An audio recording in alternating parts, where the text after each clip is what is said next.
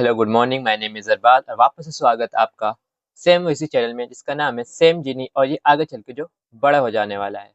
ठीक है, अब आज का जो लेक्चर है वो कंप्लीट लेक्चर होगा किसका, सी प्रोग्रामिंग का होगा, जिसमें हम पूरा कंप्लीट करेंगे पीवाईक्यूज को, जो कि अब तक किसी भी यूट्यूब चैनल पे आया नहीं है। वो भी हम पहली बार अपने यूट्यूब चैनल पे पूरा कोर्स या पूरा वन शॉट देने वाले हैं पूरी पीवाईक्यूज का। तो स्टार्ट करते हैं पीवाईक्यूज से। ठीक है, तो हमारे पता है कि ये तो पता है एंट्रेंस एग्जामिनेशन।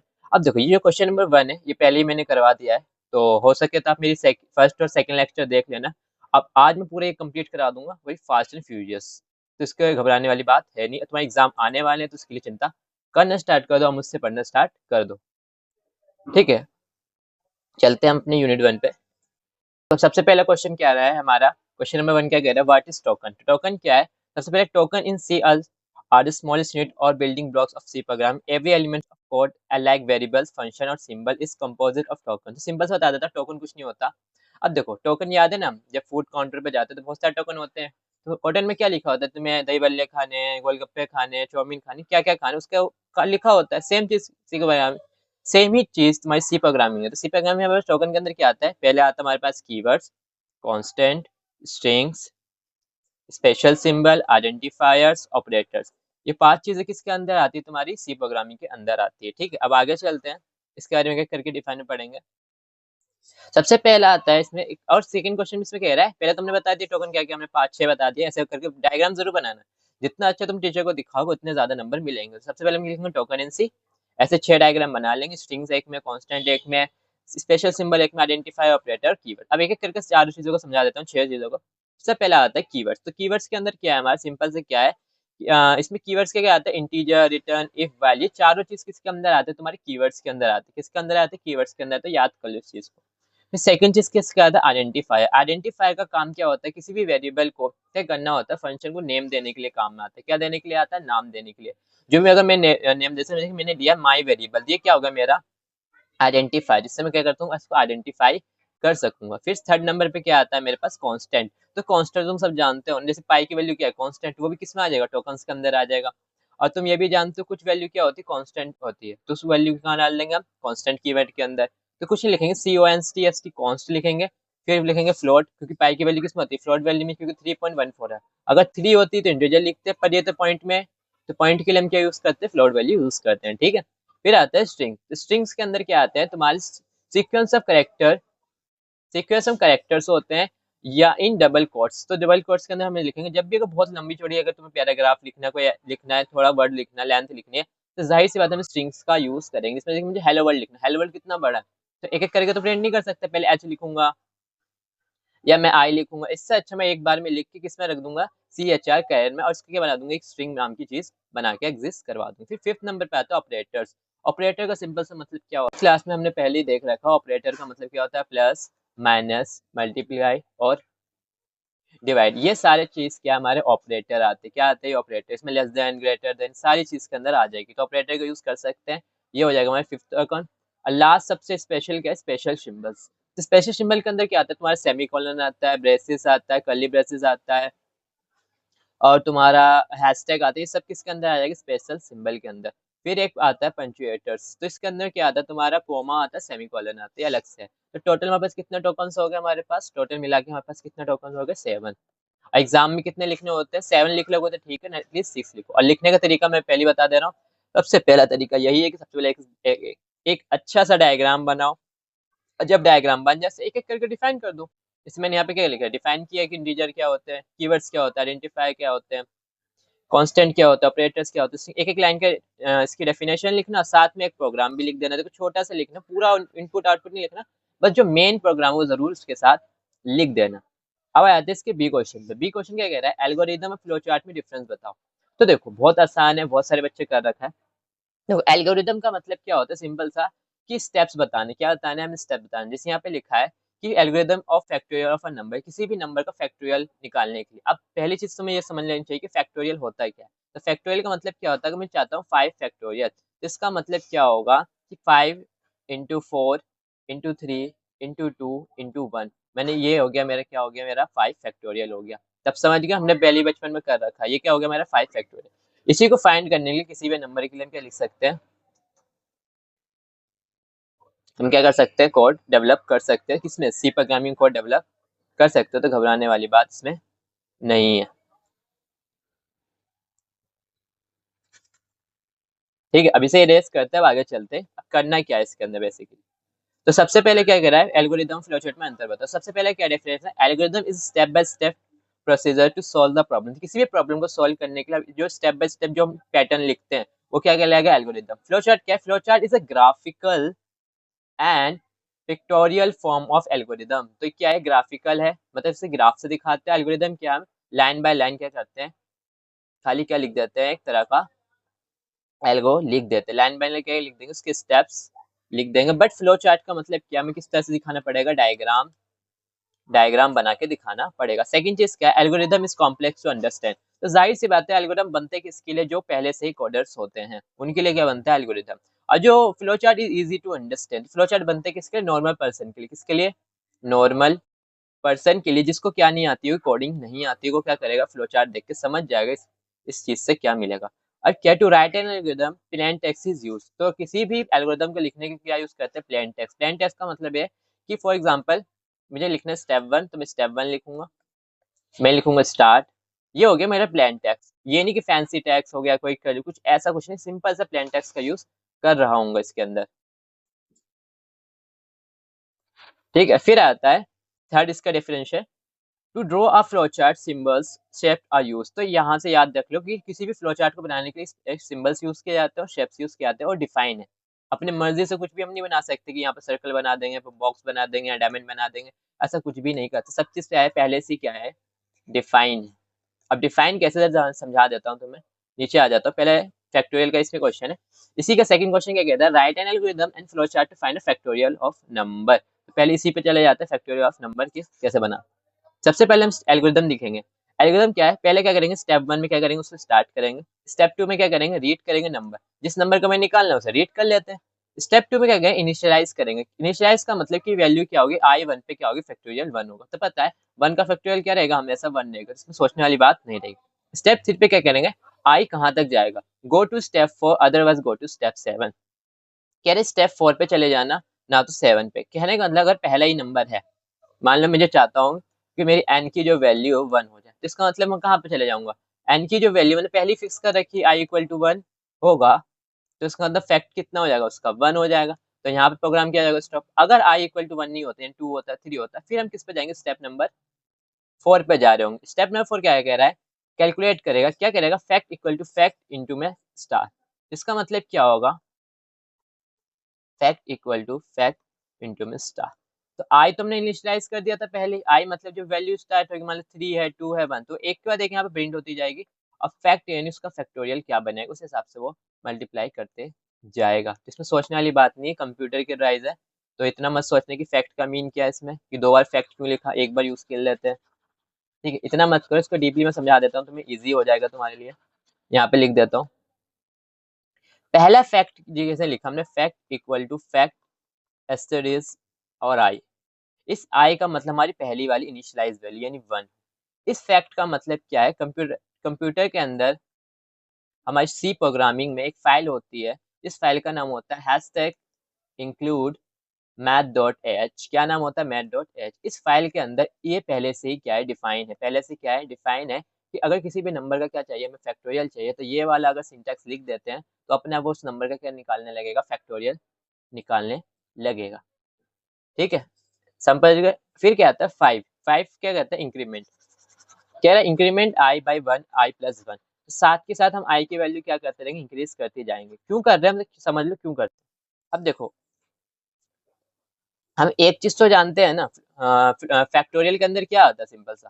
फैक्टोरियल के अंदर हम पढ़ते हैं 5 फैक्टोरियल लिखना चाहते हैं तो क्या लिखते हैं, 5, 4, 3, 2 और 1। ये देखो ये क्या कर रहा है, इंक्रीज कर रहा है एक तरह का, पहले 5 आ रहा है, पहले 1 2 3 4 इस स्टेप में चल रहा है। तो क्या कर रहा है, इंक्रीज कर रहा है इस वे में। तो क्या लिखेंगे, increment by I plus and go to step 3। तो वापस से कहाँ जाएंगे, स्टेप 3 में, यानी जो उसकी लास्ट की वैल्यू होगी, डिफाइन कर देंगे i equal to not more than equal to n. मतलब जो भी यूजर एन डालेगा, मान लो उन्होंने एन 7 डाला, तो आई से छोटा होना चाहिए, और उसी वहीं तक कैलकुलेट करिए, यानी कि 8 का दे दे, 9 का दे दे, 10 का, खाली कहाँ तक करे, 7 तक कैलकुलेट करे। अब फिर आखिरी में क्या लिख देंगे, प्रिंट कर दो। अब देखो, खाली कंप्यूटर तक ये बात नहीं चाहिए, ये जो बात है कंप्यूटर तक नहीं रहनी चाहिए, हमें भी तो पता होना चाहिए कि हमने क्या किया है नहीं किया, तो फिर क्या कौन करेगा वो। प्रिंट हम फैक्ट लिखेंगे, प्रिंट फैक्टोरियल, फिर लास्ट में क्या कर देंगे, स्टॉप कर देंगे, पूरा क्या बन जाएगा इसका, ये क्या बन जाएगा, पूरा क्या बन जाएगा इसका, एल्गोरिदम बन जाएगा। तो इसमें सोचने वाली बात है नहीं, ईजी है। ये मत सोचने की इसमें क्या है, सिंपल से स्टेप लगाएं, स्टार्ट वन, रीड करेंगे नंबर, फिर फैक्टोरियल की इनिशियलाइज करेंगे वैल्यूज को, फिर कैलकुलेट करेंगे, फिर इंक्रीमेंट करेंगे, और लास्ट में से स्टॉप करके रन कर देंगे। अब इसी का फ्लो चार्ट बनाने का तरीका क्या है, कुछ भी कर रहे हो, किसी का भी किसी भी क्वेश्चन आ जाए, कोई भी केस का फ्लो चार्ट उसका बना, तो सबसे पहला तरीका क्या है, अगर स्टार्ट लिखना चाहते हो तो स्टार्ट को हम ऐसे किस में लिखोगे, इस वाले पे शेप में लिखोगे स्टार्ट को, एंड को भी इसी पैटर्न में, स्टॉप या एंड को भी सेम इसी शेप में लिखोगे। फिर क्या आता है, रीड एंड, जो भी तुम्हारा ये देख रहे हो ना ये वाला ऐसे, इसमें क्या दोगे, अपनी इंस्ट्रक्शन दोगे, क्या दोगे, इंस्ट्रक्शन कि रीड करना है, राइट करना है, इनपुट लेना, आउटपुट लेना, सब किसके आ जाएंगे, इस वाले बॉक्स के अंदर, ये शेप के अंदर आ जाएंगे। फिर इसका जो तुम्हारे डिसीजन होंगे वो तुम्हारे किस में आ जाएंगे, स्क्वायर में आ जाएंगे, जैसे i=1 और फैक्ट निकालना है 1, जो हमारा पहले से डिफाइन होगा, पहले से क्या होगा, डिफाइन, जो पहले से चीज डिफाइन है कॉन्स्टेंट चीज को एक क्या डाल देंगे, एक रेक्टेंगल के अंदर हम, एक रेक्टेंगल के अंदर शो कर देंगे। फिर उसके बाद क्या आता है, कुछ भी अगर डिसीजन ले रहे हैं, कुछ भी अगर क्या ले रहे हैं, डिसीजन ले रहे हैं, या हम डिसीजन लेना चाहते हैं, तो किस में आ जाएगा वो, ये डायमंड शेप में आ जाएगी। इसी में लिखा है मैंने, if I is greater than N equal to N, ये क्या मेरी डिसीजन ही तो है, ये क्या मेरी डिसीजन है, ये मेन प्रोग्राम, क्या बोला मैंने, मेन प्रोग्राम कहाँ आ जाएगा तुम्हारे, मेन प्रोग्राम कहाँ आ जाएगा तुम्हारे, ये डायमंड की शेप में आ जाएगा। तो कोई भी तुम्हारे मेन प्रोग्राम होगा जिसकी वजह से कोड रन होने वाला होगा, तो कहाँ पे आ जाएगा, तुम्हारा सिंपल सा इस स्टार शेप में आ जाएगा। तो स्टार शेप किसके लिए होता है, मेन प्रोग्राम के लिए होता है, मेन प्रोग्राम के लिए।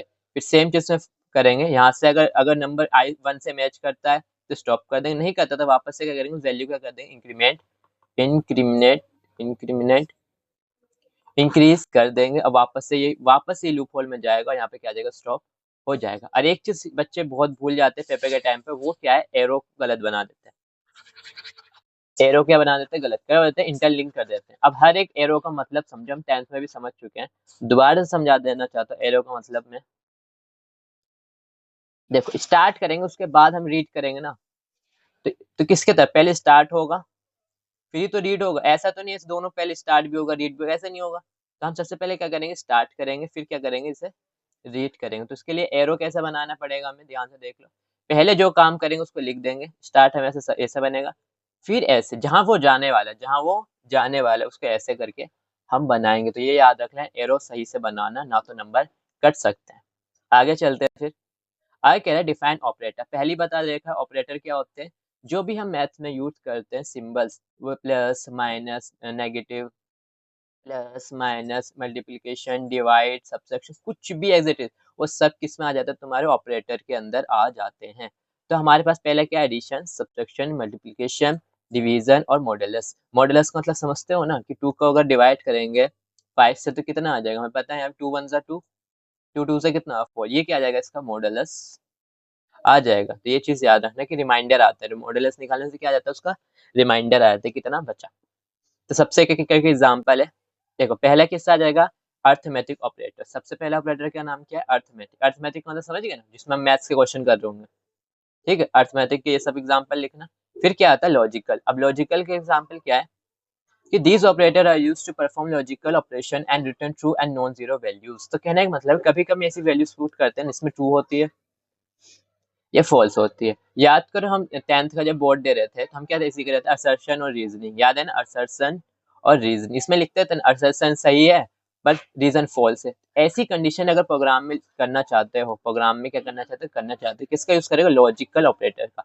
पहला क्या है हमारे पास, ये वाला, सेकंड क्या है हमारे पास, ये वाला। इसका मतलब होता है नोट, इसका मतलब क्या होता है, नोट। देखा होगा तुमने, जब भी तुम्हारे मोबाइल में नेटवर्क नहीं आता तो ये ऐसे करके सिंबल आ जाता है ना, इसका मतलब क्या है, वहां पे सिग्नल नहीं आ रहा है, यानी नोट है।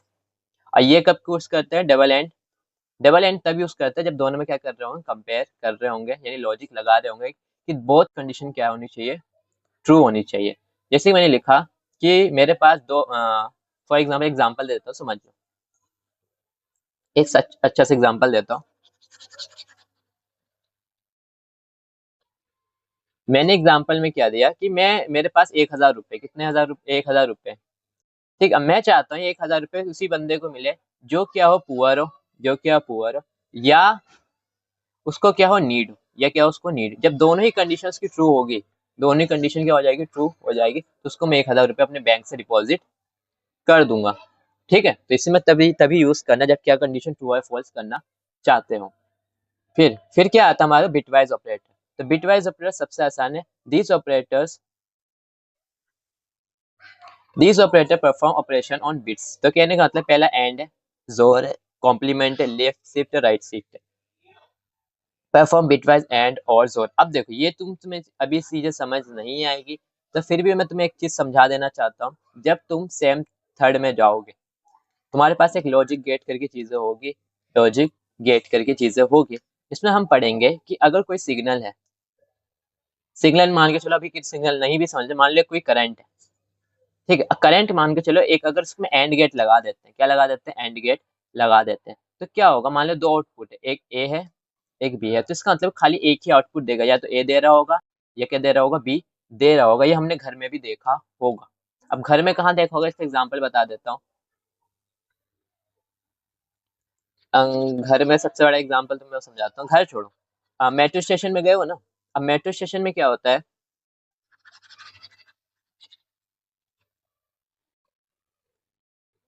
अब मेट्रो स्टेशन समझ के चलो, मान चलिए मेट्रो स्टेशन का गेट है यहाँ पे, यहाँ से मैं एंट्री ले रहा हूँ, एंट्री मिल गई मुझे सिंपल से। अब यहाँ पे देखो, एक क्यूआर के कोड को स्कैन करने की मशीन लगी होती है नहीं, हमारी टिकट को चेक करती है। अगर मेरे टिकट में अमाउंट होगा तो मुझे जाने दे देता है, एंट्री दे देता है। अगर मेरे अमाउंट नहीं होगा तो मुझे क्या कर देता है, वापस कर देता है, यानी लॉक कर देता है, वहीं पे रहने दे देता है। अगर मेरे अकाउंट या मान के चलो मेरे एटीएम कार्ड में पैसे हैं यानी अमाउंट है, तो मुझे इसको गेट को खोल देगा और मुझे जाने दे देता है। तो ये तब यूज करते हैं उस कंडीशन पे, जहाँ पे क्या है, कंडीशन को क्या करना है, चेक करना है कि whether is true, whether a false, whether true true and whether a false and true, बहुत तरह कंडीशन। ये अभी यूज नहीं करना, आगे चलकर तुम सेम थ्री में यूज करोगे, बट अभी के लिए इतना समझ लीजिए क्या होगा, ये भी क्या है, बिटवाइज का तरीका है।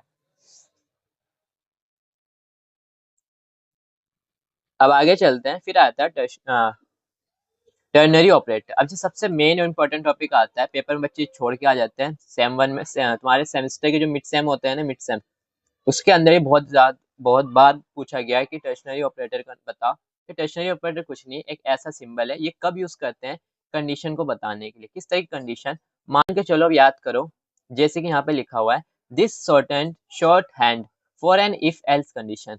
अब याद करो, हम इतने ऐसे इफ एल्स कंडीशन लिखते थे, पहले इफ लिखते थे, फिर उसका कोड लिखते थे, फिर एल्स लिखते थे, फिर उसका कोड लिखते थे। तो ये क्या बहुत बड़ा पैटर्न हो जाता है, तो कोड क्या हो जाता है हमारा, बहुत बड़ा हो जाता है।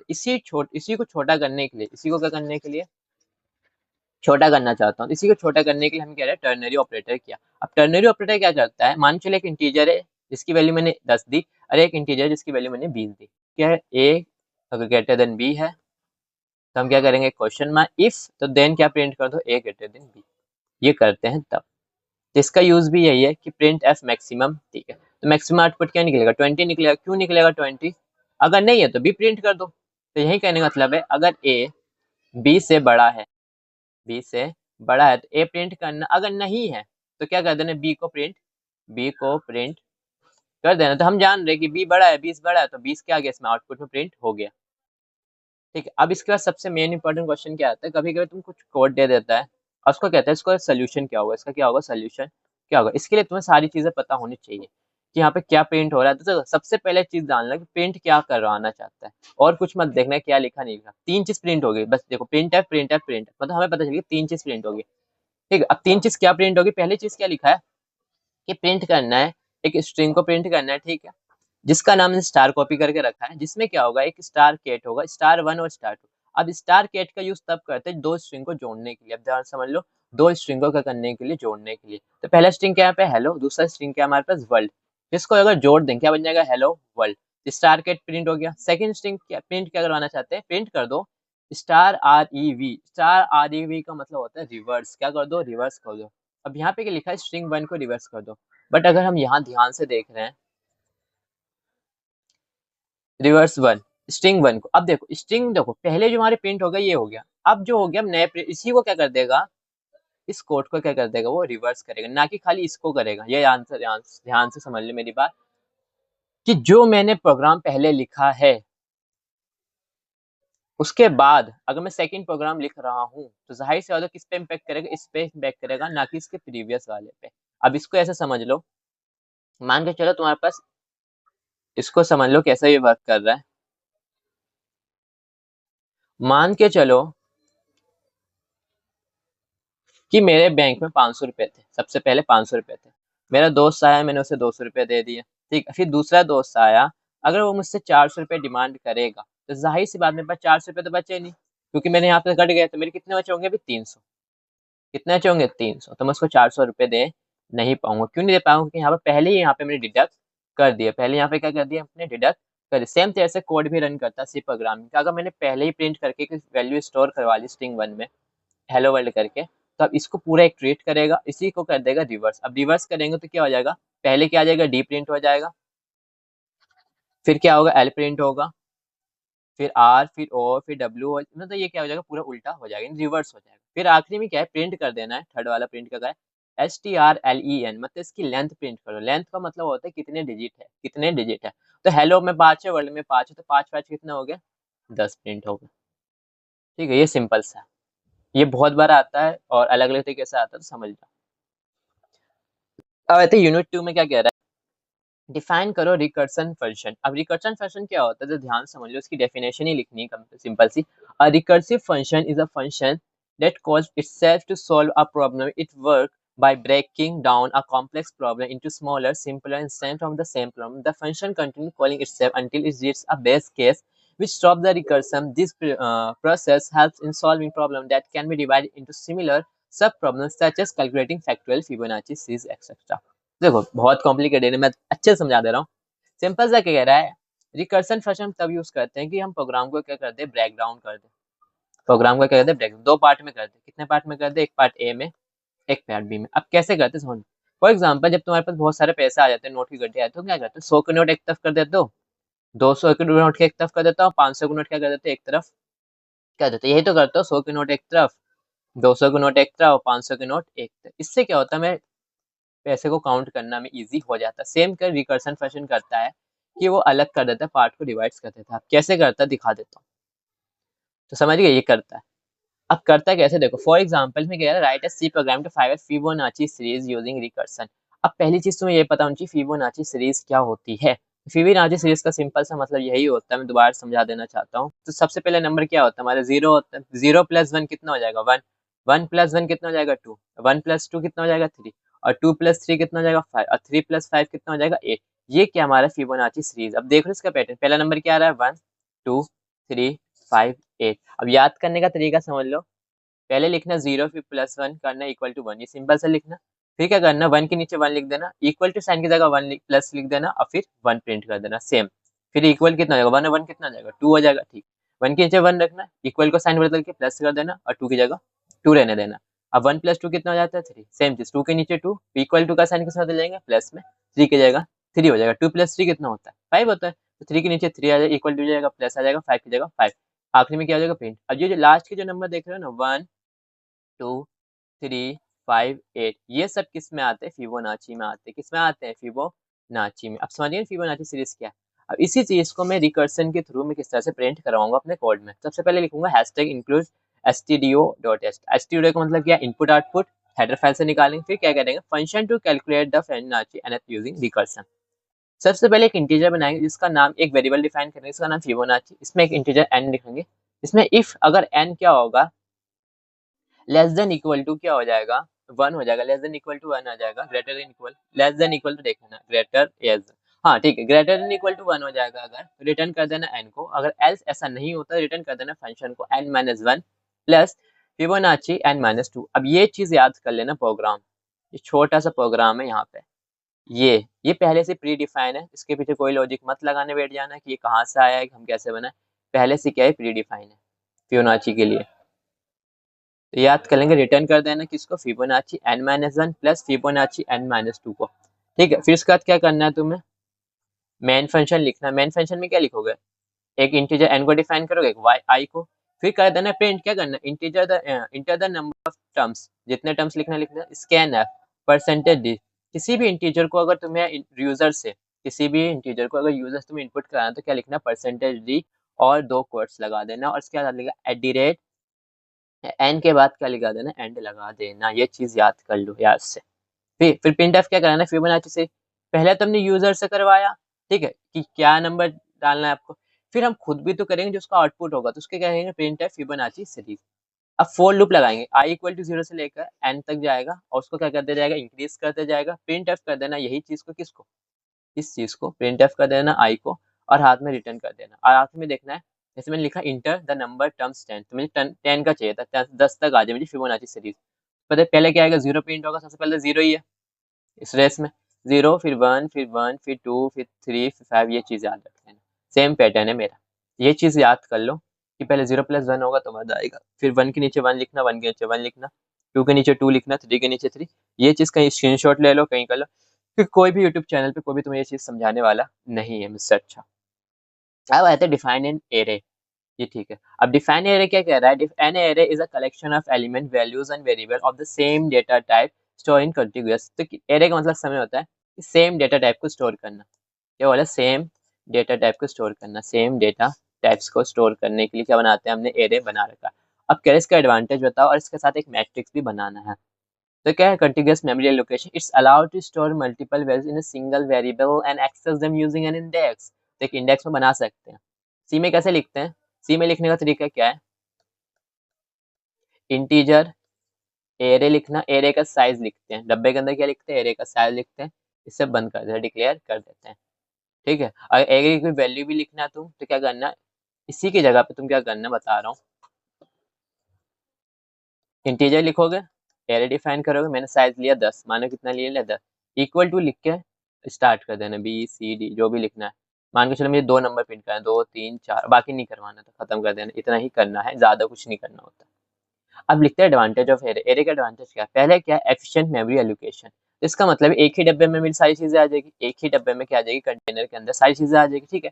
Array allow to efficient use of memory as they store multiple value in a single memory block. एक ही मेमोरी ब्लॉक के अंदर सारी क्या कर लेगा, स्टोर को वैल्यू कर लेगा। सेकंड क्या है, easy access, element in an array can be access directly using the index providing quick retrieval of data. मैं जब चाहूँ उस एरे का 5वें पोजीशन को ऐसे करके एक्सट्रैक्ट कर सकता हूँ। तो ये चीज किसमें हो सकती है, खाली एरे में हो सकती है। Third, consistent data type, all image in array are the same type which ensure consistent and avoids error.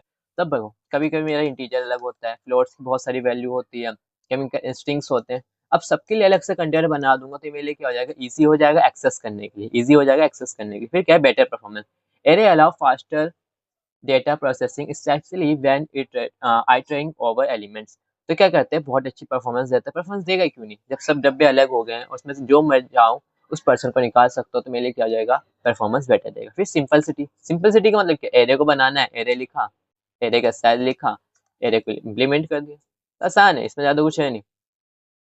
फिर इसमें कह रहा है write a C program to transform of matrix.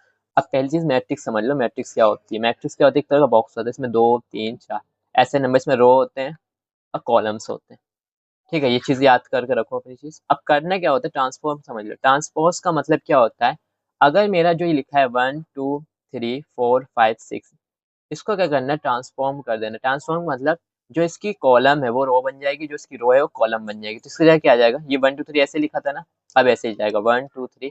ये 4 5 ऐसे लिखा था ना, कैसे आ जाएगा 4 5 6। ये इसी को कहते हैं ट्रांसपोज, इसी को क्या कहते हैं, ट्रांसपोज। तो पहले ये चीज करना है, उसके बाद अपने कोड में करना है। कोड में कैसे करना है, हेडर फाइल डालेंगे, उसका डिफाइन कर देंगे कि इसमें कितने स्पेस चाहिए, मतलब स्टोरेज चाहिए। हमने लिख दिया 10 स्टोरेज चाहिए। एक वॉइड बनाया, वॉइड टैब बनाते हैं जहाँ अनडिफाइन होता है। क्या होता है, अनडिफाइन होता है। अनडिफाइन मतलब वैल्यूज होती है, जब वैल्यूज क्या होती है, बस अनडिफाइन होती है। देखो, 2 तरह की वैल्यूज होती है, या तो हम खुद डाल लें बनाने से पहले कि 2 है 3 है 4 है 5। एक जो यूजर से ले रहे हैं, क्या ले रहे हैं हम, यूजर से ले रहे हैं। तो जब यूजर से ले रहे होंगे तब क्या लिखेंगे, वॉइड लिखना कंपलसरी है, ठीक है। फिर इसके बाद क्या लिखेंगे, ट्रांसफर इंटीजर। एक मैट्रिक्स बनाएंगे, मैट्रिक्स में देखो एक रो होता है, एक कॉलम होता है, तो इसके लिए एक रो को दिखा रहा है, एक कॉलम को दिखा रहा है, फिर कॉमा लगाएंगे, एक इंटीजर ट्रांसपोज वाला है। अब पहला तो बन गया, अब जिसमें ट्रांसपोज दिखेंगे वो भी दिखाएंगे, उसका नाम रखा हमने ट्रांसफर। रो कॉलम डाल दिया, इंटीजर बनाया एक रो करके, एक इंटीजर बनाया कॉलम करके, ये बन गया हमारा वेरिएबल्स। अब इसके अंदर क्या कोड लिखा, पहले लिखेंगे फॉर आई इक्वल टू 0 से लेकर आई इक्वल टू रोज तक, आई ग्रेटर देन रोज तक रहेगा, आई को इंक्रीमेंट करेंगे। उसके बाद हमने फिर जे के लिए। अब आई किसे डिनोट कर रहा है, रोज को, जे किसके डिनोट कर रहा है, कॉलम्स को। ठीक है, अब इसके बाद क्या लिखेंगे, ट्रांसपोज जे आई। अब देखो आई की जगह मैंने क्या लिख दिया, जे। देखो पहले क्या आना चाहिए था, आई, बट हमने क्या लिख दिया, जे, क्योंकि ये ट्रांसफर इक्वल टू हमने लिख दिया मैट्रिक्स। तो जो मेरा आई जो होगा उसकी जगह किसकी जगह आएगा, जे आई की जगह। इसका मतलब समझ लो, जे आई तुम्हें सारा कंप्लीट हो जाए।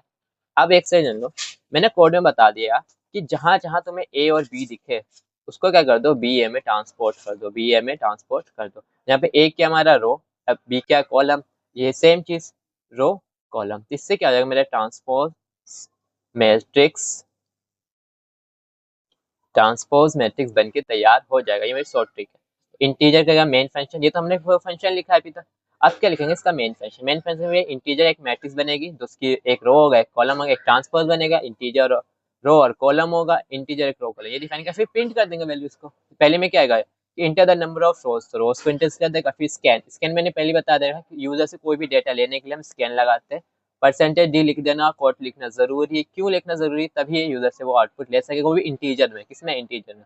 फिर उसकी वैल्यू एड्रेस बताना, फिर उसका क्या बताना, उसका एड्रेस बताना, कहाँ स्टोर करना है जी, रोज में स्टोर कर देना, रोज में स्टोर किया, सेम चीज कॉलम के लिए। ठीक है, उसके बाद फिर क्या है, print F enter the element of a matrix, inter करेगा उसके एलिमेंट्स को, आई जे किया। ठीक है, ये वही चीज है जो मैंने यहाँ समझाई आपको। ठीक, अब यहाँ पे क्या कर देगा, प्रिंट कर देगा वैल्यूज को, और यहाँ पे क्या कर देगा, रिटर्न कर देगा। ये किसके लिए, इनपुट मैट्रिक्स एलिमेंट।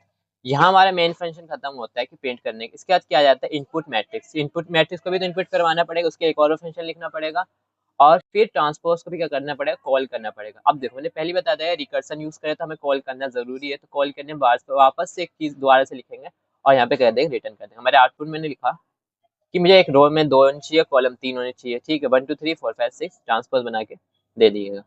ठीक है, अब ये तुम्हें अगर कॉम्प्लिकेटेड लग रहा है तो एक चीज ज्यादा करो, प्रैक्टिस करोगे तो अपने आप समझ जाओगे। ये मत सोचने कि एक बार में समझ में आ जाएगा, जितना तुम प्रैक्टिस करोगे ये अपने आप आ जाएगा। और ये पेपर में 110% आता है यही क्वेश्चन, कि ट्रांसपोज करो एक मैट्रिक्स को। तो जब ये पेपर में इतने बार आता है तो एक बार प्रैक्टिस कर लेते हैं ना। अब प्रैक्टिस में बता दे रहा हूँ, तुम वीएस कोड खोल के मत बैठ जाना कि प्रैक्टिस करने के लिए, तो वापस सी बात है कि तुम्हारा कभी भी पेपर में हो नहीं पाएगा। ऑन पेपर अलग चीज होती है, पहले बता दे रहा हूँ। जो भी बच्चे अगर कोडिंग सीख रहे हैं, कंप्यूटर पे सीख रहे हैं, वीएस कोड चला रहे हैं, कुछ भी अगर ऑनलाइन कंपाइलर चला रहे हैं, तो ये चीज याद रख लो, कोई फायदा है नहीं, क्योंकि पेपर में क्या होता है ना।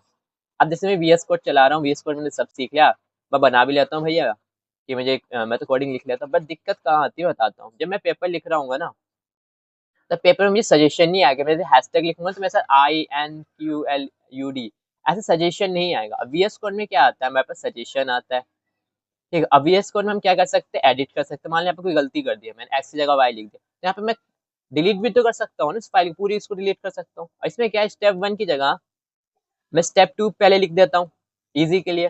तो मैं ऐसा पेपर के अंदर नहीं कर सकता, इसलिए कह रहा हूँ कि एक कागज लेना, ठीक है, उस पर प्रैक्टिस करना है, कागज पे लेकर प्रैक्टिस करना, कोड को लिखना, तभी तुम्हारी हो पाएगा। अगर तुम सोचोगे कि हम ऑनलाइन हम सीख के गए हैं, हमें कर रखा है, तो भूल जाओ, तुम्हारे पेपर में नहीं हो पाएगा, एक दो चीज में रह जाएगी, तो इस चीज का ध्यान रखना। ठीक है, फिर नेक्स्ट क्वेश्चन कह रहा है, एक्सप्लेन कर रहे होंगे, तो कॉल बाय वैल्यू का मतलब क्या है। इन call by value, a copy of actual values passed to the function, change made to parameter inside the function do not affect the original value। इससे क्या होता है, मैंने a की वैल्यू b रख दी, ठीक है, अब मैं कहूंगा b को मैं क्या कर दूंगा, दूसरी वैल्यू b की जगह 10। तो जैसे मैं अगर b की जगह 10 रखूंगा तो a की वैल्यू अपने आप क्या हो जाएगी, 10। ये क्या होगा, कॉल बाय वैल्यूज हो गया, मतलब वैल्यूज को मैंने चेंज किया और अपने आप मेरे वहीं पे आगे मुझे दे दिया, ये क्या होगा, कॉल बाय वैल्यू। सिंपल सा ही है ये। अब दोबारा समझा देता हूँ, अगर a की वैल्यू मैंने b रखी, ठीक है, अब बी को मैंने कह दिया 10, अगर बी 10 है तो जाहिर सी बात ए भी क्या हो जाएगा, 10 हो जाएगा अपने आप।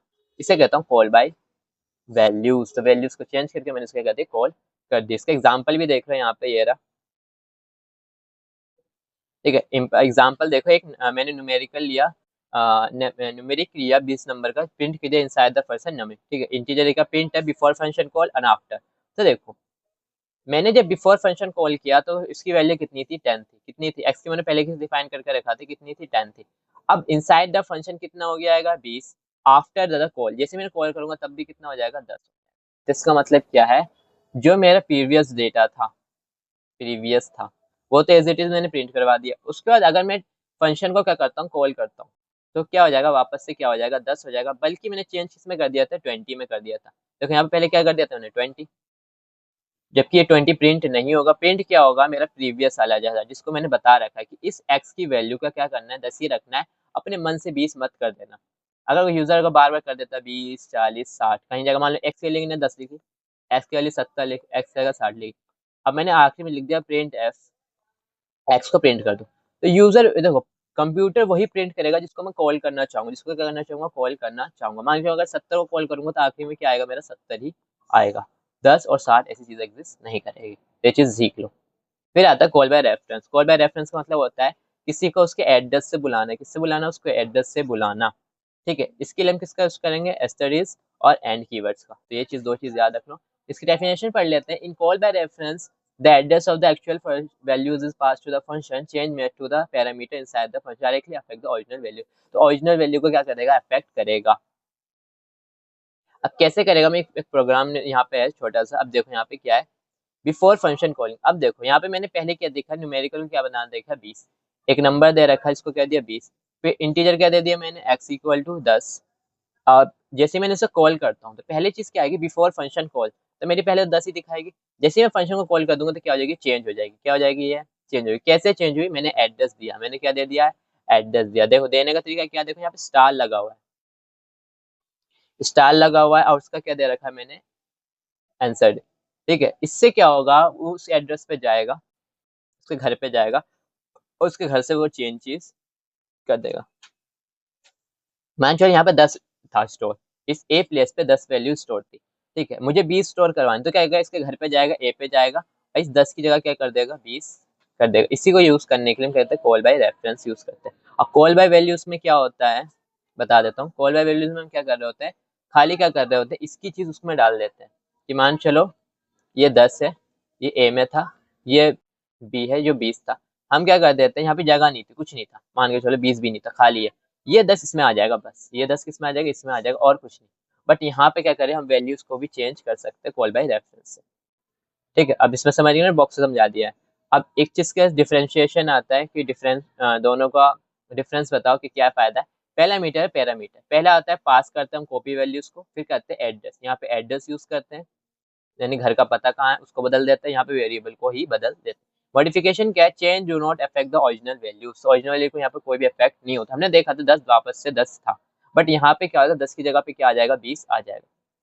परफॉर्मेंस स्लो है, ठीक है, फॉर लार्जर डाटा। अगर मेरे पास बहुत बड़ा डाटा है, इसके लिए कॉपी कोई बार कॉल बाय वैल्यू यूज कर रहा हूँ तो गलत होगा, क्योंकि मेरा टाइम लेगा, तो सच्चा ना यूज करो। फास्टर एज नो कॉपिंग इन इन्वॉल्व।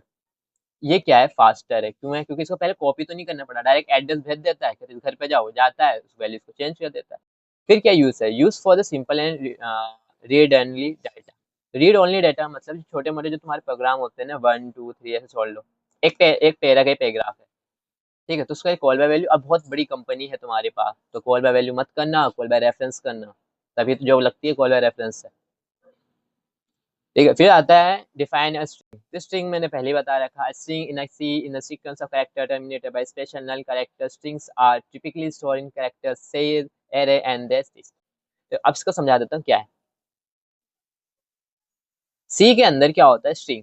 स्ट्रिंग क्या करता है, मेरे कोई भी वैल्यू लिखता हूं मैंने, hello world, Punjab the great, Punjab the great, ऐसी चीज अगर मैं उसमें करता हूँ तो वो आराम से प्रिंट कर देगा। ठीक है, मैं बता रहा था ये सिंपल सा है कि हमें स्ट्रिंग कितनी तरह की होती है, 4 तरीके से हम डिफाइन कर सकते हैं। पहला हम ऐसे लिख सकते हैं स्ट्रिंग, जिसकी वैल्यू हम ये कर सकते हैं। फिर दूसरा तरीका ये है, हम कैरेक्टर डिफाइन करेंगे, स्ट्रिंग में डालेंगे, स्ट्रिंग की वैल्यू डाल देंगे, मान लो 6 डाला, एक कर्ली ब्रेसेस बनाएंगे, एक एक करके स्टोर कर सकते हैं। क्या कर सकते हैं, एक एक करके वैल्यूज को क्या कर सकते हैं, स्टोर भी कर सकते हैं। एक और तरीका है, फिर क्या कर सकते हैं हम, get C H, character define करेंगे स्ट्रिंग को, जिसको मैंने दे दिया वैल्यूज 10, इसको बंद कर दूंगा, फिर कर दूंगा स्कैन। ये तब यूज करना है अगर तुम्हें यूजर से करवाना है। क्या करवाना है, यूजर से। तो वही मैंने बता दे रहा है, स्ट्रिंग को प्रिंट करने के लिए एस लगाते हैं, STR, खत्म। ये चाहिएगा, चौथा भी देख लेना, ठीक है। चौथा भी सेम वैसी है, कॉपी करने के लिए। फिर क्या आता है, define different types of strings. क्या है, पहला क्या है, स्ट्रिंग के टाइप्स बता सकते हो कि डिफाइन स्ट्रिंग क्या है, मैंने बता रखा है। How it's can be declare and initialise, ये भी हो गया। Explain any 5 string and function with example. तो 5 तरह के स्ट्रिंग बताने, इसको हम यूज करेंगे, ये पेपर में जरूर आता है, याद कर लो। पहला आता है STR लेंथ, यानी क्या करता है, ये लेंथ बताता है, स्ट्रिंग की क्या बताता है, लेंथ। मान लो मैंने लिखा हेलो, इसमें कितने वर्ड दिख रहे हैं, 5 दिख रहे हैं, तो मेरा प्रिंट क्या कर देगा, 5 प्रिंट कर देगा। लेंथ का काम है, ठीक है, याद से याद। तरीका ये रहा, कोड इसका देख लो आराम से, बहुत शॉर्ट है, अच्छा सा। ये चीज लगाना भूलना मत, इसी की वजह से हम ये चीज कर पा रहे हैं, ठीक है। तो सेकंड क्या है, स्टार सीपीवाई। सीपीवाई का यूज कब करते हैं, किसी भी डेटा को रखने के लिए, किसी भी डेटा को प्रिंट करवाने के लिए, डेस्टिनेशन के लिए। सिंपल से मतलब डेस्टिनेशन के लिए। जैसे मैं चाहता हूँ कि करेक्टर है एस आर सी, उसका नाम वर्ल्ड है, हर एक करेक्टर जिसकी डेस्टिनेशन 20 रख दी है, स्टार कॉपी किया डेस्टिनेशन और सोर्ट, तो मेरा क्या हो जाएगा, वर्ल्ड प्रिंट हो जाएगा, यानी डेस्टिनेशन दिखाने के लिए यूज होता है।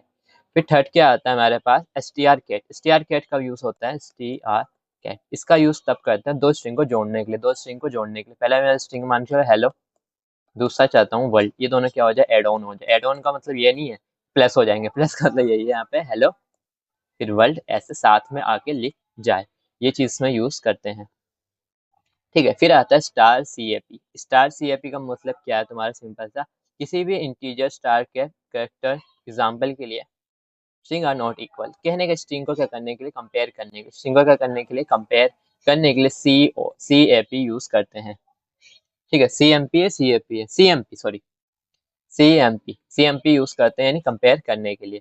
कंपेयर करने का मतलब क्या है ना, स्ट्रिंग आर इक्वल है कि नहीं, मान के चलो मेरे पास एक स्ट्रिंग है हेलो करके, एक है बेलो करके, तो क्या दोनों एक्स ही है, एक ही है, नहीं है ना, अलग है ना, साइज अलग है, नेम अलग है, तो इसके लिए हम ये वाले स्ट्रिंग यूज करते हैं। फिर आखिरी में क्या आता है, S T R rev. S T R rev का मतलब क्या होता है, रिवर्स करने के लिए। मान लो मैंने हेलो लिखा, इसको मैंने ऐसे प्रिंट हो जाए, ठीक है, ये कौन करेगा, एस टी आर रिवर्स करेगा मेरा काम, ठीक है, ये चीज याद रखो, ठीक है। फाइल हैंडलिंग में क्या है, इसकी डेफिनेशन पढ़ लेता हूँ। File handling in C allow us to store data permanently and on device like hard disk in the form of files.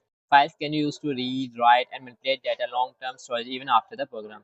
अब इसके अंदर क्या आ सकता है, डेटा परसिस्टेंट आता है, लार्ज डेटा स्टोरेज आ सकता है, डेटा शेयरिंग आ सकता है, बैकअप रिकवरी और स्ट्रक्चर डेटा स्टोरेज, चारों चीज के अंदर आ सकती है फाइल हैंडलिंग के लिए यूज की। ये क्या है, नीड है उसकी, ठीक है, ये चीज याद रखने की, उसकी नीड पे पूछता है, नीड करेंगे, डाटा परसिस्टेंस रहेगा, लार्ज डाटा को स्टोर कर सकते हैं और साथ ही साथ इस डेटा को शेयर भी कर सकते हैं, ठीक है। फिर इसका क्या आता है, what is the need of, ये तो कर लिया, discuss the file access mode. तुम ये क्या है, ये जरूर से याद कर लेना, R A D.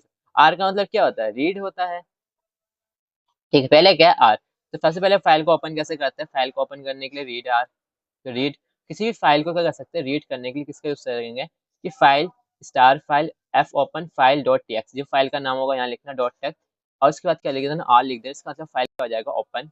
Open he read होगा, खाली फाइल क्या हो जाएगा, रीड होगा कंप्यूटर के साथ। फिर डब्ल्यू का मतलब क्या होता है यहाँ पर, राइट। डब्ल्यू का मतलब क्या है, फाइल क्या हो जाएगा, खाली राइट होना, ठीक है। राइट का मतलब क्या है, open a file for writing only. Writing only का मतलब है कि इसके अंदर if the file exist is content oven oven writing, if the file is, तो राइट का मतलब क्या है, कुछ भी अगर तुम्हें इसमें चेंज करना हो चेंज कर सकते हो फाइल में, तो राइट का यूज करते हैं। थर्ड क्या है, अपेंड। अपेंड का मतलब है open a file for writing only, मतलब अपेंड का यूज करूँ तो खाली मैं इस पर राइट कर सकता हूँ और ना ही रीड कर सकता हूँ ना कुछ कर सकता हूँ। रीड छोड़िए, ज्यादा कॉम्प्लिकेटेड हो जाएगा तुम्हारे लिए, सिंपल समझ लो। अगर अपेंड का यूज कर रहा हूँ तो इसका मतलब क्या है, open a file for writing only. Only मतलब खाली मैं राइटिंग के लिए यूज करूंगा एक, और उसके बाद अन्य कुछ भी कर रहा हूँ तो वो यूज नहीं होगा, खाली वो क्या होगा, राइटिंग करने के लिए खाली हो जाएगा, यूज हो जाएगा। फिर read and write, R plus का मतलब क्या होता है, यहाँ ध्यान समझ लो, आर प्लस रीड भी करेगा और राइट भी करेगा, रीड भी करेगा और राइट भी करेगा। मेरी जो फाइल होगी पूरी, इसमें सी प्रोग्राम लिखा होगा, उसको रीड भी करेगा और राइट भी करेगा, ठीक है। फिर क्या आता है डब्ल्यू वन। डब्ल्यू वन का मतलब क्या है, राइट एंड रीड।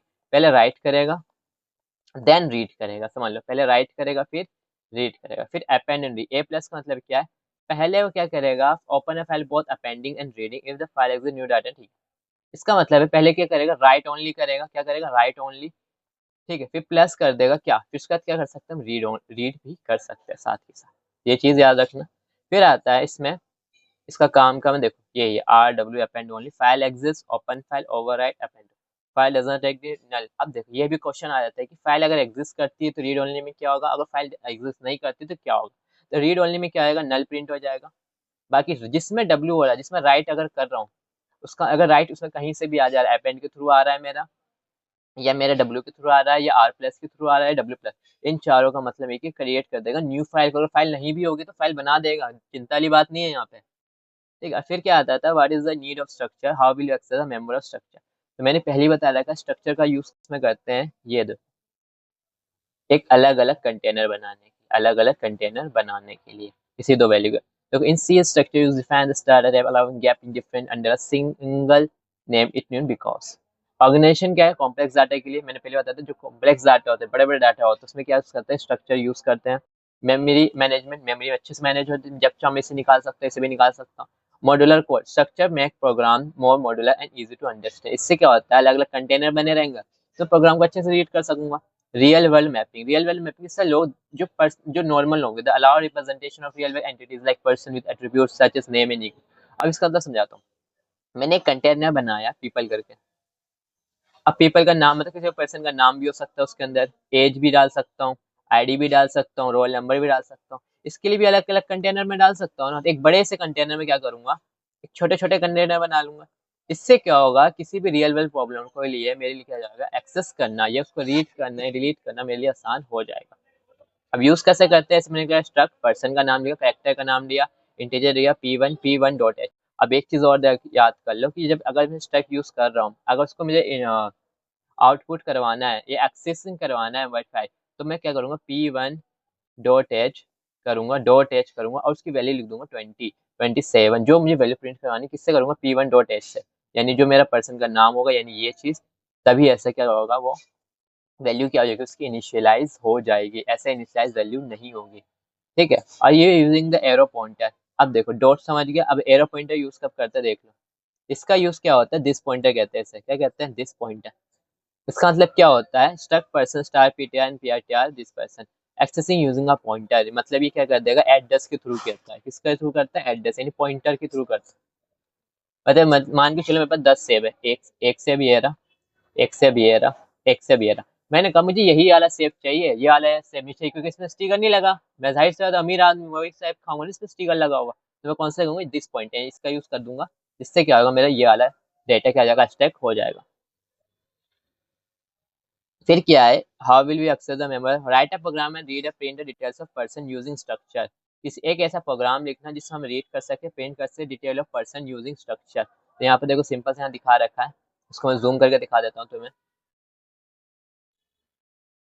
अब देखो यहाँ पे दिख रहा होगा ना तो पहले क्या लिखा मैंने स्ट्रक्ट किया एक पर्सन एक स्ट्रक्चर डिफाइन किया स्ट्रक्चर को पहले पर्सन का नाम एज और हाइट लिखी फिर क्या लिखा एक मेन फंक्शन आया मेन फंक्शन में क्या गया पर्सन p1 रखा p1 मतलब जो भी है p2 होगा जितने पर्सन होंगे p3 p4 p5 कर दूंगा उन सब का क्या गया पहले नेम प्रिंट करवाऊंगा स्कैन कराऊंगा प्रिंट एज सब तीनों चीज करवाऊंगा प्रिंट भी करवाऊंगा साथ में कहूंगा यूजर डालना इसमें अपना नाम भी तो लिखो या नाम भी लिखो फिर सेकंड पर्सन के लिए भी सेम करूंगा painting details of the person जो भी उसकी डिटेल होगी अब देखो ये काम क्या होगा इनिशियलाइज कर ये तो मेरा हो गया डिफाइन कि मैंने क्या कर दिया यहाँ पे डिफाइन कर दिया अब यहाँ पे उसकी वैल्यू क्या करूंगा इनिशियलाइज करूंगा कि भाई तेरी नेम क्या आ जाएगी ऐसे करूंगा p1 डॉट एच यहाँ पे दिखा देने लगेगी फिर से क्या करूंगा रिटर्न कर दूंगा रिटर्न करने के बाद मेरे पास डाटा आ जाएगा enter name Alice enter age 30 मेरा नाम तो अरबाज है तो इसको हटा के मैं कर देता हूँ ARBAZ ये कहाँ पे होगा जी यहाँ पे हो जाएगा इंटर नेम की जगह पे ठीक है अब मैं इसको वापस से कर देता हूँ वही वाली मोड में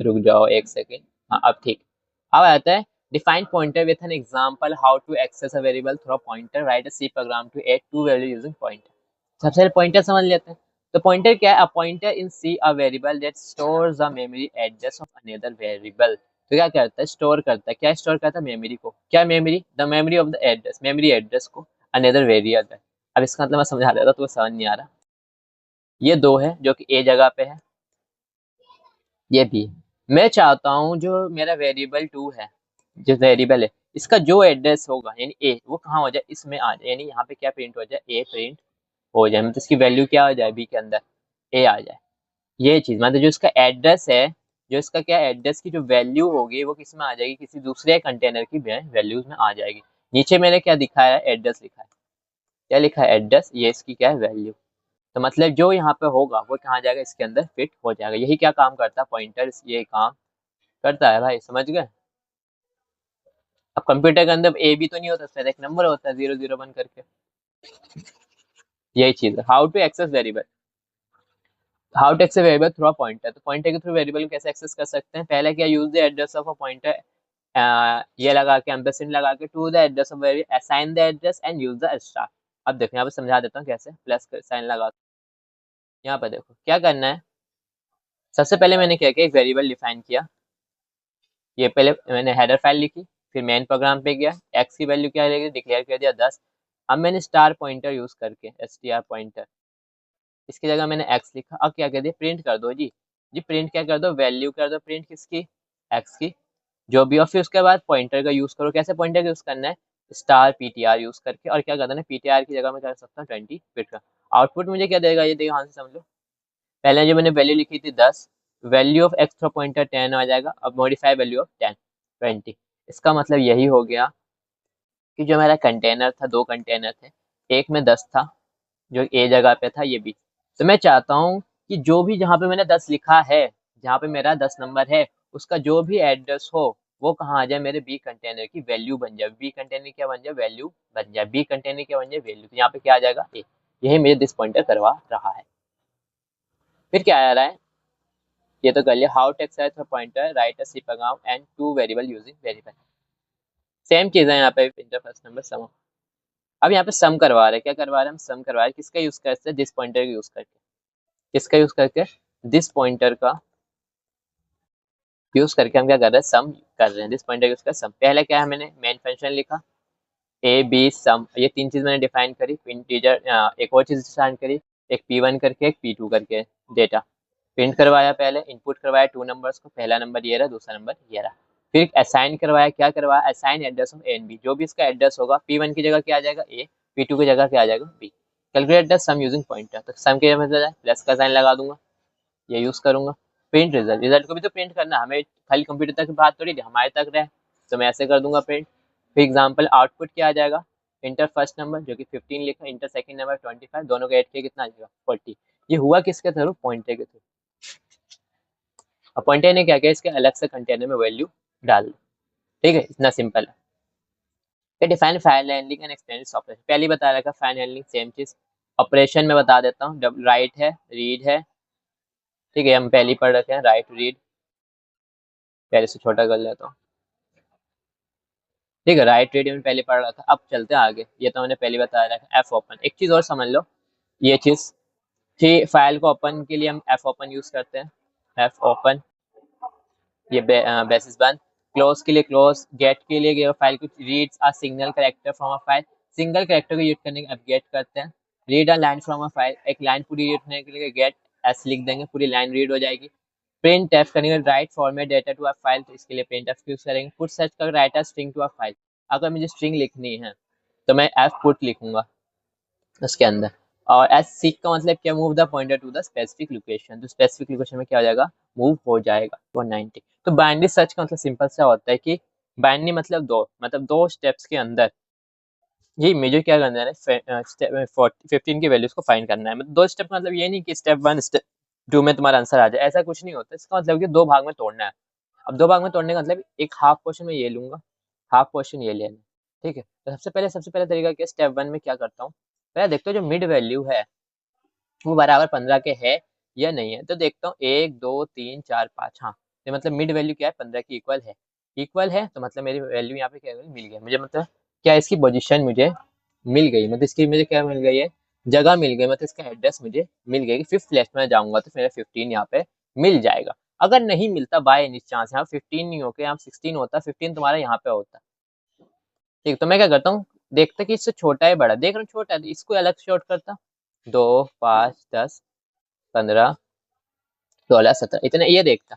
अब देखता हूँ इस वाले डेटा में, यानी इससे जो दो टुकड़े बने, एक टुकड़ा ये, एक टुकड़ा इस छोटे वाले टुकड़े में, ये देखूंगा कि इसके बीच में 15 आ रहा है, हाँ आ रहा है, कितने पे आ रहा है, 30 पे। तो हमेशा जब शॉर्टिंग डेटा होगा, हमेशा शॉर्ट डाटा ही देंगे तुम्हें। शॉर्ट डाटा का मतलब कि अरेंजमेंट सही रहेगी। तो हमेशा क्या देखना, वो हमेशा का मिड में मिल जाएगा, या यहाँ मिलेगा इसके मिड में, या यहाँ। ये तीन वैल्यूज ऐसी है जो इसके मिड में मिल जाएगा, जिसमें सोचने वाली बात है नहीं। बट इसको करना कैसे बता दे रहा हूँ, कोड के थ्रू, क्योंकि कोडिंग का मेन चीज होती है। सबसे पहले मैं इसका डिफाइन कर दूंगा कि हेडर फाइल कौन सी यूज करूंगा। फिर एक इंटीजर बनाऊंगा, उसका नेम रखूंगा बाइनरी सर्च। एक इंटीजर में एक एरे बनाऊंगा, एन और टारगेट। टारगेट मतलब समझ गए ना, ये टारगेट 15 है ना, टारगेट है। सबसे पहले मैं लो वैल्यू क्या है 0 और हाई वैल्यू क्या है n-1। n- जो सबसे लास्ट वाली वैल्यूज होगी, उससे एक कम, उससे एक कम। अगर यहाँ पे 10 दे रखा है तो उससे कम क्या होगा, नो, क्योंकि हम पहली वैल्यू 0 स्टार्ट हो गई थी ना।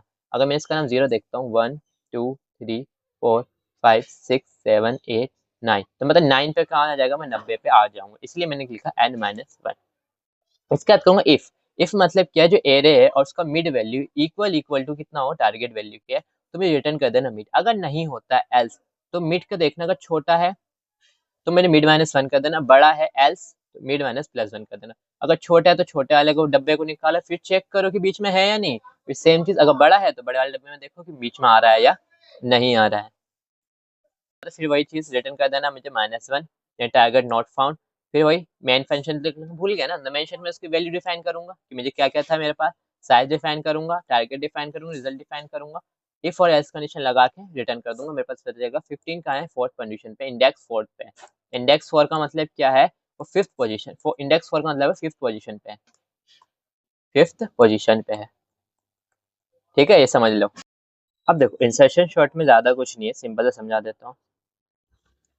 इंसर्शन शॉर्ट हमसे क्या कहता है, कुछ भी तुम्हें एरर दे रखा होगा, मान लो 1 5 6 7 8 9 ये करके, इसमें देखना सबसे जो बड़ा होगा, यहाँ पे 8 1 2, अब ये कर देते हैं, जो सबसे बड़ा होगा उसको सबसे लास्ट में भेज दो, जो बड़ा होगा लास्ट में। तो बड़ा क्या देख रहा हूँ 8 है, तो मैं इसको लास्ट में भेजूंगा, 5 6 1 2 और 8 आ जाएगा। फिर देखो उसमें बड़ा कौन 6 है, फिर वापस से करूंगा 1 5 1 2 6 8 भेज दिया। अब देखूंगा इसके बाद क्या बड़ा है 1 5 है, 1 1 2 5 6 8। तो क्या करेगा, जो लार्जेस्ट एलिमेंट उसको बार बार भेजता रहेगा पीछे, और इससे हमारा एरे क्या हो जाएगा, शॉर्ट हो जाएगा। इसे कहते हैं इंसर्शन शॉर्ट। ये उसका प्रोग्राम है, ध्यान से देख लो, अच्छे से समझ लो। इसकी हेडर फाइल बनाएंगे, वॉइड बनाएंगे, इंसर्ट करेंगे, इंसर्शन शॉर्ट लिख देंगे, एरे बनाएंगे, इसको डिफाइन करेंगे। फिर हम फॉर लूप लगाएंगे एलिमेंट को इंसर्ट करने के लिए। फिर शिफ्ट एलिमेंट करेंगे, शिफ्ट के लिए वही लेस देन और इक्वल का साइन यूज करना सबसे बेहतरीन। और फिर उसके बाद क्या करेंगे, इंसर्ट द की और करेक्ट पोजीशन यूज करेंगे। फिर पॉइंट एरे लिखेंगे। फिर उसके बाद उसको डिफाइन करेंगे, मेन फंक्शन के अंदर क्या क्या हमारे पास वैल्यू दिख रही है, साइज ऑफ लिखेंगे, आखिर में रिटर्न कर देंगे। और हमारा देख लेंगे, हमारे आउटपुट में लिखा 10 3 5 और 8 2, इसका मतलब मेरा क्या आ जाएगा, पहले 2 3 5 8 और 10 ऐसे प्रिंट होके आ जाएगा। बाय एनी चांस अगर तुम्हें ये चीज भी नहीं आती, कोड लिखना नहीं भूल जाते, तो सिंपल से उसका डायग्राम बना देना कि इस तरह से एग्जिस्ट हुआ था। फिर आ जाता है तुम्हारा 9th क्वेश्चन, हेडर फाइल को डिफाइन करो। फिर इस time dot H C type पे सारी हेडर फाइल का नाम बता दो, और उसका यूज भी बताना है, नाम नहीं बताना, यूज बताना है।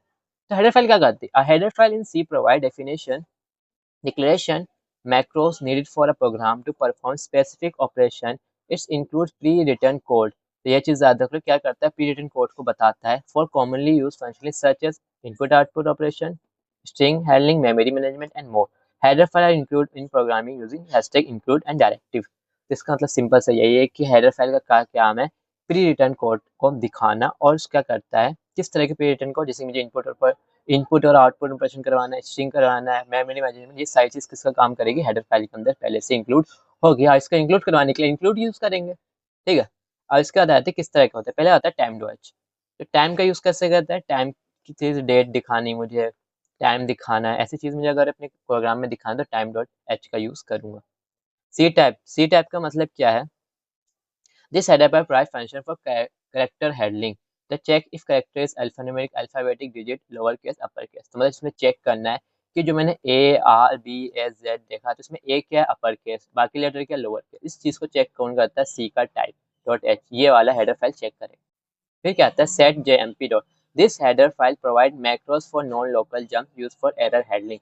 जिस तरह का मेरा save the calling environment for long jump, restore the environment save.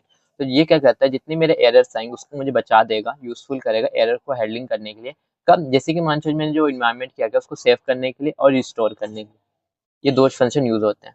फिर आता है स्ट्रिंग डॉट, स्ट्रिंग डॉट मैंने पहले समझा रखा है, इसके 5 टाइप होता है, लेंथ निकालने के लिए, कॉपी की निकालने के लिए, कैट, और कंपेयर करने के लिए, और find the first occurrence of character in string. तो जो पहला स्ट्रिंग में ऐसा आया तो उसको एस को डिफाइन करने के लिए, मान के चलो मैं एस टी एच आर क्यों लिखते हैं, हेलो, हेलो में पहला लेटर क्या है, एच, तो ये एच को निकाल के दिखा देगा मुझे, यही करते हैं। फिर क्या आता है एस टी डार, तो इसका मतलब क्या है, this header file macros for handling variable arguments in function. मतलब क्या है, मान के चलो वी एस स्टार्ट में नहीं किया, initialize a variable argument list, तो जितने भी आर्गुमेंट्स होंगे, आर्गुमेंट्स का मतलब समझ लो आर्गुमेंट हो गया, क्या कहेगा, वेरिएबल की जगह ए आएगा, हम ऐसे क्या लिख देना 10, ये क्या आएगा, आर्गुमेंट। इसको क्या कहेगा, इनिशियलाइज करने के, रिट्राइव करने के, क्लीन अप करने के लिए S T are direct use होता है। कब, अगर मुझे आर्गुमेंट को फंक्शन को क्या करना है, ये तीनों फंक्शन यूज करने हैं। फिर आता है यूनी st.h। इसका मतलब क्या है, this header provides access to POX6 operation system APIs तब यूज करते हैं कि मान चलो किसी और सिस्टम है तुम्हारे पास, उस सिस्टम का डेटा अपने में यूज करना है। मान लो मुझे ओपन एआई अपने वेब में यूज करना है, तो मैं APIs का यूज करता हूँ। तो इसके लिए क्या करते हैं, return the process ID and calling process, create new process के लिए फॉर्क यूज करेंगे, और एग्जीक्यूट प्रोग्राम के लिए और स्लीप के लिए। ये सारा लिखना इतना ज्यादा इंपॉर्टेंट नहीं, मेन इतना भी लिख दोगे तो काम हमारा चल जाएगा।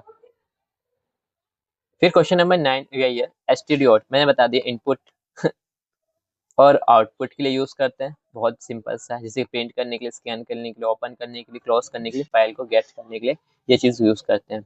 एसेट का यूज कब कर सकते हैं, if the expression value to fall the program episode. मतलब क्या क्या, this header provide macro run time diagnostic.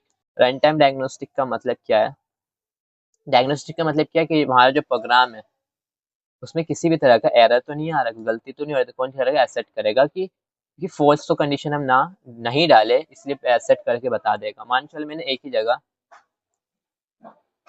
a=10 लिखा और कहीं लिख दिया कि a मेरा 20 है, दोनों जगह तुम्हें बता देगा ये एरर है, तुम a ही डिफाइन कर रखा, दोबारा क्यों डिफाइन कर रहा हो। ये छोटी मोटी प्रॉब्लम को बताता है एसेट। फिर क्या आता है, std lib। अब इसका काम क्या है, this header provide function to general utilize like memory allocation and random numbers. तो हमें कहता है malloc free ran exist allot allocate memory dynamically। मतलब malloc का यूज करता है, मान चलो मुझे a यहाँ स्टोर कराना है, b यहाँ, यानी डायनेमिकली स्टोर कराना है कि कभी a में b में चले जाए, b a में। ये क्या है, मूवमेंट भी चलती रहे, कभी कभी यूज भी करते हैं। डेलिक्वेट मेमोरी एलिक्वेट बाय malloc। तो malloc को क्या कर सकते हैं, फ्री भी कर सकते हैं। मान चलो मैं नहीं चाहता ऐसा हो, मैं चाहता हूँ फ्री हो जाए। फ्री का मतलब जो जहाँ है वहाँ अपनी जगह ले ले। RND मतलब जनरेट अ रैंडम नंबर। तो जनरेट अ रैंडम नंबर्स का मतलब यही है, सिंपल से किसी भी तरह का एक नंबर क्या करते हैं, जनरेट करे जो कि क्या हो, रैंडम हो। फिर एग्जिट द प्रोग्राम। मतलब अगर प्रोग्राम से मैं एग्जिट करना चाहता हूँ, मैं बहुत लंबा चौड़ा प्रोग्राम लिख दिया, उससे एग्जिट करना चाहता हूँ, थक चुका हूँ, तो तब यूज करेंगे। फिर आता है ATOI, converts a string to an integer. फिर define selection sort. Selection sort का मतलब क्या है, selection sort is a simple comparison based sorting algorithm. It works by dividing the array into two parts, a sorted part and unsorted part. The smallest or largest element is selected from the unsorted part and swapped with the leftmost। Simple से मैं समझा देना चाहता हूँ इसमें क्या हो रहा है। हाँ, सिलेक्शन शॉट में क्या करते हैं, पहले सिलेक्ट करते हैं। सिलेक्शन शॉट का मतलब क्या है, सिलेक्ट करो। सिलेक्शन शॉट का मतलब क्या है, सिलेक्ट कर लो भाई। सिलेक्ट क्या करना है, मैं समझा देता हूँ उसमें। देखो पहले डेफिनेशन पढ़, start from the first element से स्टार्ट करेंगे। Find the smallest element in the unsorted part of a array. Smallest element ढूंढना, मान चलो मेरे पास ये था 77, 33, 44, 11, 28, 22, 66 और 55। इसमें क्या करना है, सबसे छोटा मेरा तो 11 है, इसको करूंगा पहले चेक कर लूंगा, swap the smallest element with the current element. मतलब क्या है, repeat the next to array. बता दो इसमें क्या करना है, एरे में चले जाओ, ये रहा मेरा क्वेश्चन। ये पहला क्वेश्चन क्या दे रखा है, 77, 33, ये है। सबसे छोटे क्या दिख रहा है, 11। तो 11 की जगह क्या आ जाएगा, 77, यानी यहाँ पे आ जाएगा 11, 33, 44, और 11 की जगह पे क्या आ जाएगा मेरा, 77 आ जाएगा। फिर 88, 22, 66 और फिर 55। अब फिर इसके बाद देखो फिर छोटा क्या, 22 है, तो 11, 22 और इस 33 की जगह कौन ले लेगा, ये ले लेगा, यानी 44, 77, 88, 22 की जगह क्या आ जाएगा मेरा, 33, 66, 60, 55।